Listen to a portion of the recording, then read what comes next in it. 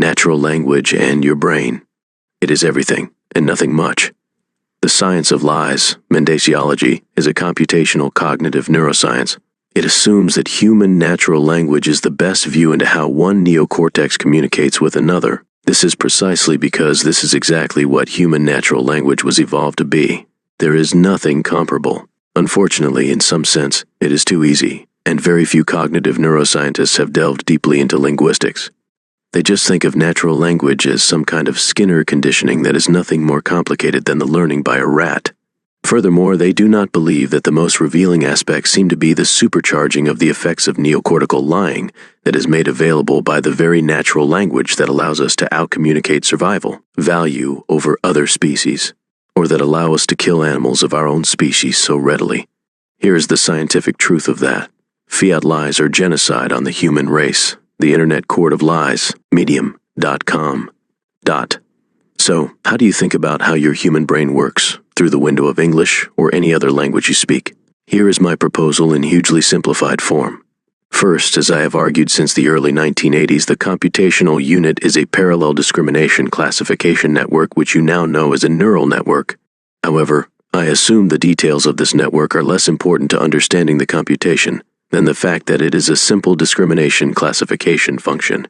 I'll call it a psi function PSI, which takes as input signals that are useful for a discrimination or classification of the sources of those signals, and as output a ordered set of decisions about what those signals signify. So, output signals equal to psi input signals, or O equal to psi. There, that is your math. Now I will assume that your brain is a collection of these functions, a very large collection. These are subject to both inborn signaling, like what your eyes or ears or arms or speech can, by the wiring in the brain, signal. They are also subject to learned signaling, where the wiring can also take signals from other discriminations, so as to give us intermodal comprehension, neocortical comprehension, and action. There is a graph of these functions where the inputs and outputs are fed among each other. The graph changes with time and experience and encodes all the cognitive knowledge a person has. Today we have a very poor idea of how all the inputs and outputs are arranged in your brain at any time t. We do have very good ideas about what these PSI functions can compute. I won't go into that detail except to say that they can classify objects. For example, recognizing a cup or that someone just lied. They can also classify sequences. For example, the setup and expectation about what is going to happen next, or what you should say about the fact that a person just lied to you. Now let's go to natural language to explore this world. First, any sentence can just be a proposition that recognizes a particular person, and that he just spoke. For example, Bob spoke, or very complicated sentences describing a whole story like this sentence itself, or the topics being spoken about. This is the predicative framing that some PSIs categorically frame or predicate around other SIS. Framing or context are a consequence of some of the outputs of one becoming inputs to another, so-called deep neural network models famously do this, but frankly almost all neural networks you ever hear about do this too. What is different about this computational cognitive neuroscience approach is that we assign a cognitive effect, framing or predication, to outputs becoming inputs. Most of the time, this framing dynamically knows things like where you think you are when you are there, what has recently happened, and what you might be expecting to happen, and what you might know about all these current things and events. The PSI graph contains what you know.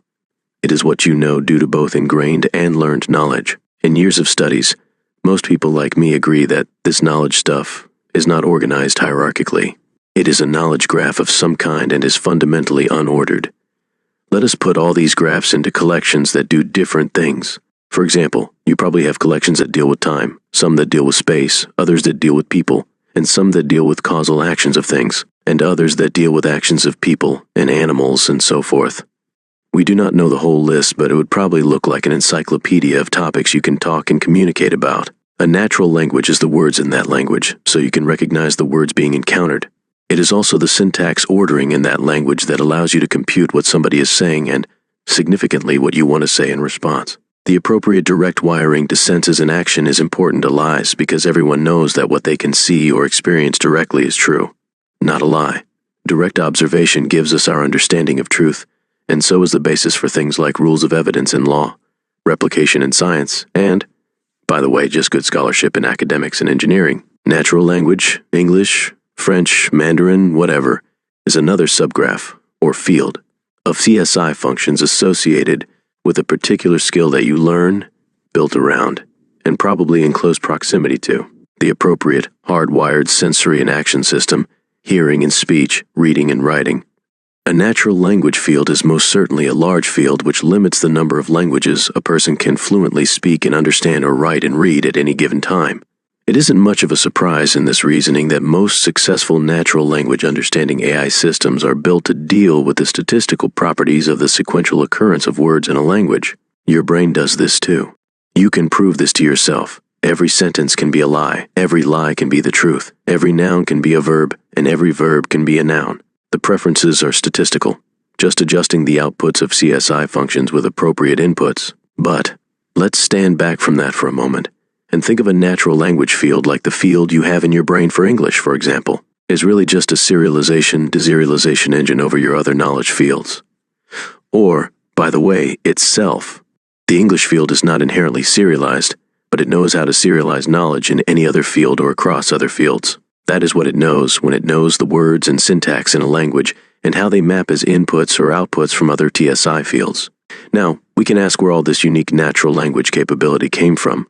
What did it evolve out of? Again, we make the assumption that is minimally different from any other field of cognitive knowledge in the brain.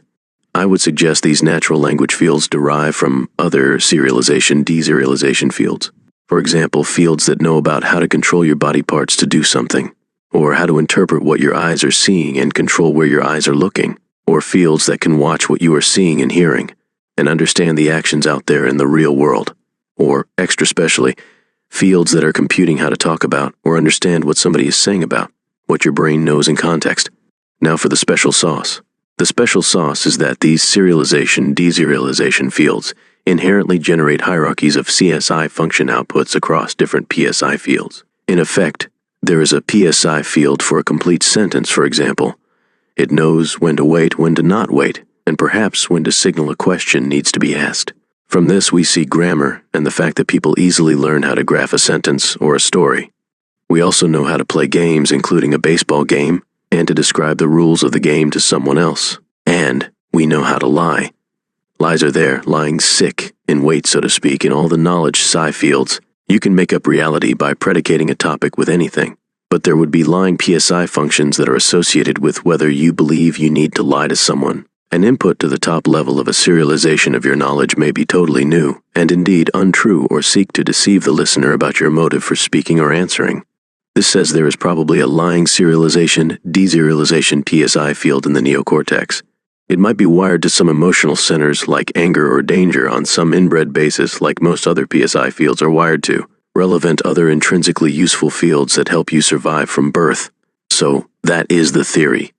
We can go much further in talking about it. For example, we can say there are only so many large CSI fields in the neocortex. In current cognitive neuroscience, we have seen evidence of these fields in fMRI and EEG studies. I will distinguish a knowledge field as PSI and a serialization, deserialization field as like a derivative function that takes a hierarchical shape out of a field, or can take a serial stream of inputs and map its hierarchical interpretation into one or more PSI fields. So, human natural language evolved new PSI and PSI functions out of our normal neocortical animal and fields. These old, pre-linguistic fields gave us the ability to make sense of the world through our senses and perform coordinated actions as hierarchical arrangements of information as animals. We can then ask what makes natural language so unique to humans. The answer must lie in what inputs are connected to what outputs, in a pre-wired sense and a learned sense. We do not know the right answer to this question, but I suspect it has a lot to do with what a clause, sentence, story, paragraph, relative clause, noun, verb, adjective, adverb, declination, determiner, and other parts of speech and speech acts relate to the serialization, deserialization, PSI functions that we need to discover. I would like to think these are expressible as productions or rewrite rules that are inputs and outputs of serializing PSI functions. This requires the researcher get deep into the science of linguistics, something most NLP, AI, ML, and neural network programmers have very little serious knowledge of the deep science of linguistics. In my humble experience, what do we measure in Mendesiology? We do not measure neural blood flow or synapses or even how neurons communicate or how a particular neural network computes. We could measure answers to the 8 questions that define a lie in any human language. 1. Is a predication the truth? 2. The whole truth. 3. Nothing but the truth. 4. What are the deceits? 5. Are the deceits intended? What are the motivations for the deceits? 7. Are the deceits and motivations socially acceptable? And 8. What contextual label can frame the lie to neutralize its damaging effect? And, for truthful language in general, we could look at what kinds of answers to what kinds of questions make sense to help us understand the fields. I did a dissertation on memory and querying about causation, for example. For this, we do not need multi-million-dollar machines, but we may need our nice transcription systems existing NLP to give us data we can't now. Investigate to figure out the organizations of CSI functions that human brains actually use,